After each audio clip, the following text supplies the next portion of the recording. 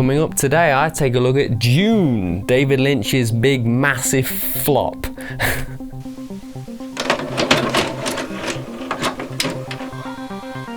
The planet is Arrakis, also known as Dune. Hello there and welcome to the Enigmatic Productions channel. I'm Edward Harvey and today I'm doing another VHS collection video. So we're all getting pretty excited about the Denis Villeneuve version of Dune, and it's looking pretty epic. From the only thing we've got so far is photos, but they're looking pretty damn swish. And anyone who's familiar with that guy, you know, like Blade Runner 2049, Arrival, he's a first-class filmmaker, stunning films. So I'm sure it's going to be amazing, but I want to talk about this version of Dune. So what's this movie all about? Let's have a look at the back of the VHS to see what that tells us. So, David Lynch's massive epic based on Frank Herbert's cult novel features some of the most spectacular sets ever built. I like the way they're talking about the sets, because the sets is probably the only good thing in the movie. With special effects from triple Oscar winner Carlo Rambaldi. It is a world of menaced grandeur and intrigue. The planet Dune, 10,000 years into the future. Giant, mile-long sandworms guard its most precious and priceless asset, the spice melange, which permits travel through time and space. Whoever controls the spice and its secrets controls the universe. So they're always banging on about the spice, and you don't really know how important it is in the movie, because the movie is kind of jumping all over the place and it's kind of really cramming in a lot of stuff, you know, like, and a prime example of recently, like the new Star Wars movies, they shoot loads of stuff, the edit gets butchered and it just kind of crams and races through it. Here's a scene, here's a scene, here's a scene. This movie is very similar to that in the way that it's showing you little bits and bobs, trying to put together like a Frankenstein of a movie, and it's just awful in that respect. So, an epic conflict grips the galaxy as Paul Atreides leads his people into the combat against the evil Harkonians for the possession of the planet. On Dune, Paul discovers that he has an even greater destiny to fulfill. So, it makes it sound pretty good. I mean, they would do. They wouldn't say, you know what, mate, it's don't buy it. You wouldn't say that. You got to kind of spice it up a bit. Yo, I'll tell you what I want, what I really, really want. I think the only reason I pay this any attention is because it's a David Lynch movie, and David Lynch is my favourite filmmaker ever. Like, I'm a massive Lynch fan. You know, he was young, it was his first kind of big movie, and he signed like a contract to basically say that the producers or the studio could have the final decision on the final cut of that movie, and he just didn't get it how he wanted it, which is so important for a director, and you can see that in the film. So let's just check out some of the scenes.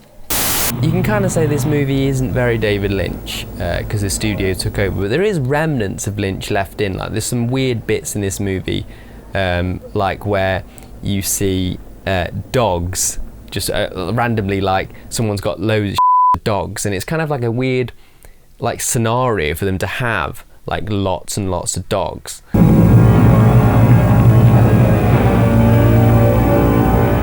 Another thing in the movie that I think is very Lynch is the fact that the main villain in the movie is absolutely like horrible and quite a dark, scary character, and you got some very disturbing scenes in this movie, which is kind of like out of place a little bit because the rest of the tone of the movie isn't kind of that dark, and then you got the bad guy is really dark. So you've got things like obviously Blue Velvet, you got a really nasty kind of villain in that, and it's kind of the rest of the movie can be kind of sweet at times, and then you get to the dark bits and it's kind of like that's really dark, and you kind of got a little bit of that in this movie, just a smidge. And talking to Blue Velvet, this movie is around about the same time as Blue Velvet, and you've got Kyle MacLachlan pretty much just playing Jeffrey. So it's kind of like, it's a weird situation because he's like Jeffrey on another kind of mission.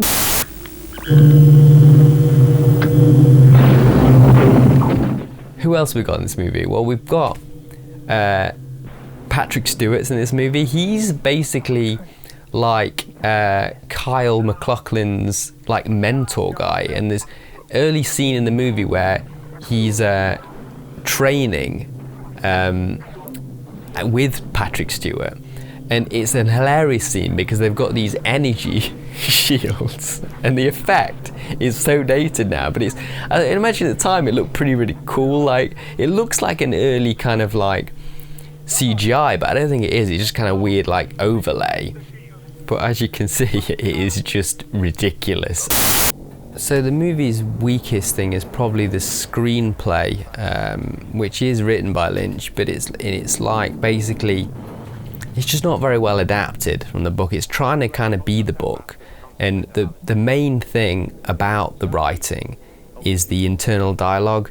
In a book, you get internal dialogue and it's fine. It's like you're reading the character, and you want to hear what they're thinking because you haven't got the visual there. But in a movie, it's used really poorly. I mean, it could be kind of used well, I suppose, if they really wanted to, but the fact that now and again you hear what a character's thinking, and it's just a basic thing that you can kind of get anyway, which makes you think of something like the voiceover in Blade Runner is not needed. It's telling you stuff that's obvious from what's going on screen, so why bloody include it? We must be a Fremen, or in with them.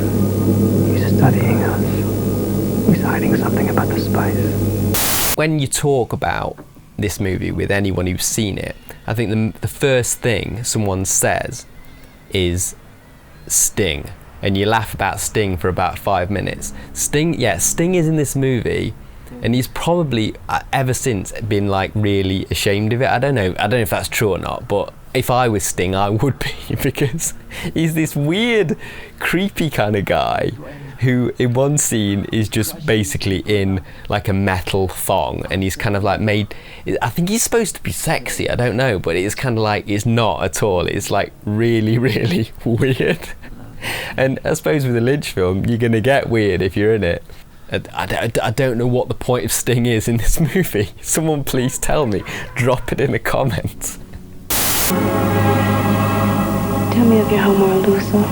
So there's quite a few cool supporting roles in this movie, like Sean Young, Rachel in Blade Runner, a very sort of iconic actress from the 80s. She's in this movie, but she just is criminally underused. She's basically just there for Kyle MacLachlan's character just to be the love interest for, that he's like, oh, I've always loved you, and there's no kind of chemistry between them. They just kind of meet.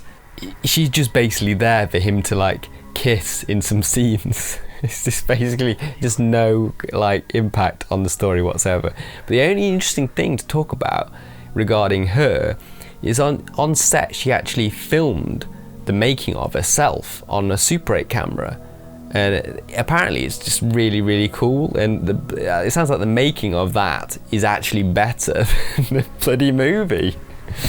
So the blue eye thing, let's talk about the weird blue eye thing. Basically, characters that have been exposed to like the spice, like for large quantities of it, the men have blue, like fully blue eyes, but it's kind of like the effect is like a very bad sort of technicolor. Like everyone remembers sort of like Bing Crosby in those old movies when he's sort of piercing, his eyes are so blue they're kind of like piercing through the TV screen. They're gonna like sort of go through your skull into your mind. They're so blue. It's kind of like that, but like a very bodge kind of job, and they're kind of like washed over. They're kind of like sort of floating around. Some at angles they look awful, they all look awful all the time, but like, and it's kind of just supposed to indicate they're under the influence of this spice and they've kind of been consumed a lot of it. But it just looks shit. It's like, I'd rather them just actually like have contact lenses on or something. So basically Kyle MacLachlan's character has the power to do this like weird kind of shout thing. It just sounds so hilarious to talk about it. But basically he teaches an army to like shout while holding like a weapon, And the power of that kind of like shout is the most powerful like force ever. And basically once he's trained these people to do this kind of show kind of power, they're just ridiculously powerful in battle. So they then have what they need to defeat the Harkonnens. And there's this whole other bit where they're kind of like riding on the sandworms, and it's cool. But it takes a while to get to that kind of cool stuff. So that is pretty much all I've got to say about Dune from 1984. What do you think of this movie? Please let me know in the comments. Do you actually like this movie? I mean, not many people, some people actually do. I do know people that like this movie. So if you're one of those people, drop a comment down below. Right, thanks for watching guys. If you've enjoyed this video, don't forget to hit the like. If you want to see more from us, hit that subscribe. See you next time on Enigmatic Productions.